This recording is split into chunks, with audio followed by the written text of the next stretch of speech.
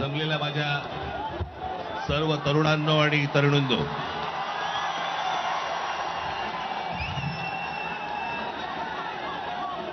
आजचा दिवस हा काही भाषण करण्याचा दिवस नव्हे.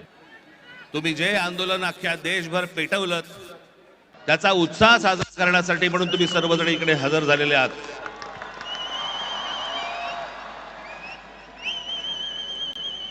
मी कालच म्हटलं होतं की या देशातले जेन्झी हे सरकारच्या झेंझ्या कशा उपटतात हे आपल्याला या आंदोलनातनं कळलं.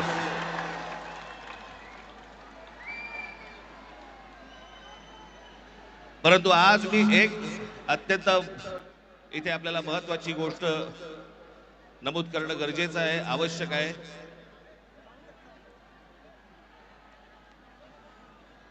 की हा नीटच्या परीक्षा पेपर फुटीचं सगळं झालेलं आंदोलन आणि त्याच्यानंतर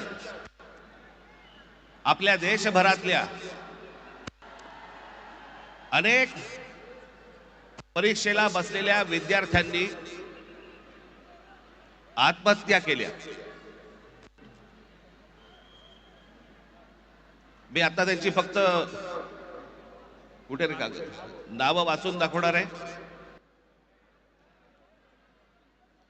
प्रदीप मेघवाल राजस्थान, ऋतिक मिश्रा उत्तर प्रदेश, सिद्धार्थ हेगड़े गोवा, भाग्यश्री कर्नाटक, अंशिका पांडे दिल्ली, उमेश माळी राजस्थान, रेणु मीना राजस्थान, रिया कुमार थापा उत्तराखंड, शिवानी यादव उत्तर प्रदेश,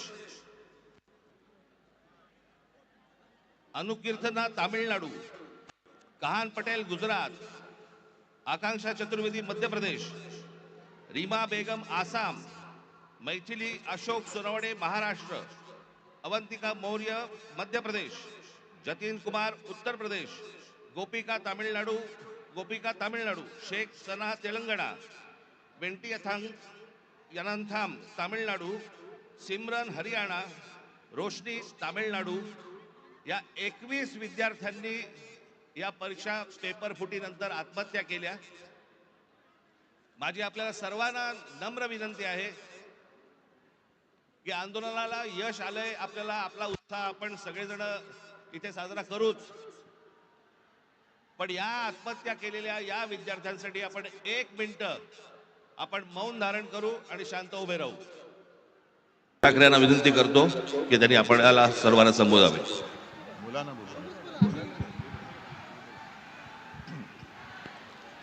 आज केवळ मी आपलं अभिनंदन नाही करत आहे, तर देशातल्या तमाम देशभक्तांना अभिवादन करत आहे. तसं पाहिलं तर आज कोणती निवडणूक कोणी जिंकलेली नाही, पण अंधभक्तांच्या विरुद्ध देशभक्त जिंकलेले आहेत. आणि ही संघर्षाची सुरुवात झालेली आहे. हा संघर्ष भाजप विरुद्ध भारत असा हा संघर्ष आहे. आणि या संघर्षामध्ये आपण सर्वजण जात पात धर्म पक्ष विसरून, होय मी भारतीय आहे, मी देशभक्त आहे, या एकाच भावनेने सहभागी झालात. आणि मी कालच म्हटलेलं आहे की एका झुरळाने हुकुमशहाला नमवलेलं आहे. हा खरा विष्णूचा अवतार आहे. हा खरा विष्णूचा अवतार आहे. आणि मला मोदीजींना सांगायचंय की मोदीजी, की आता तरी देशाकडे लक्ष द्या. ते तुमचे मंत्री त्यांचं काम सोडून पक्ष फोडण्यामध्ये बिझी आहेत, त्यांना म्हणा आता देशाचं काम करा. कारण अर्थमंत्री आपल्या निर्मलाबाई घसरत्या रुपयाबद्दल बोलत नाहीत, महागाईबद्दल बोलत नाहीत, पण पेपर फुटीचे फायदे समजून सांगतायत. राजनाथ संरक्षण मंत्री देशाच्या संरक्षणाची बोंब, पण धर्मेंद्र प्रधानच्या संरक्षणासाठी पुढे आलेले. आपले खड्डा मंत्री नाही, रस्ता मंत्री ते इथेनॉल वरती बोलतायत. हा पुढचा विषय नक्की आहे. इथेनॉल वरती बोलतायत ते. आणि मोदींना मला सांगायचंय की तुम्हाला तुमच्या लाडक्या धर्मेंद्रला मंत्रिमंडळातून काढताना किती यातना झाल्या, त्याही पेक्षा जास्त यातना हे आता आपण ज्यांना श्रद्धांजली वाहिली त्या मुलांच्या कुटुंबियांना, त्या मुलांनी जेव्हा जीव दिला तेव्हा झाल्या आहेत. या यातना आम्ही विसरू शकत नाही, विसरणार नाही. फक्त एकच विषय की ठिणगी आता पडले, देशभर वणवा पेटलेला आहे. लगेच आम्हाला विचारतात काय हो निवडणुकीला 3 वर्ष आहेत, निवडणुका गेल्या खड्ड्यात.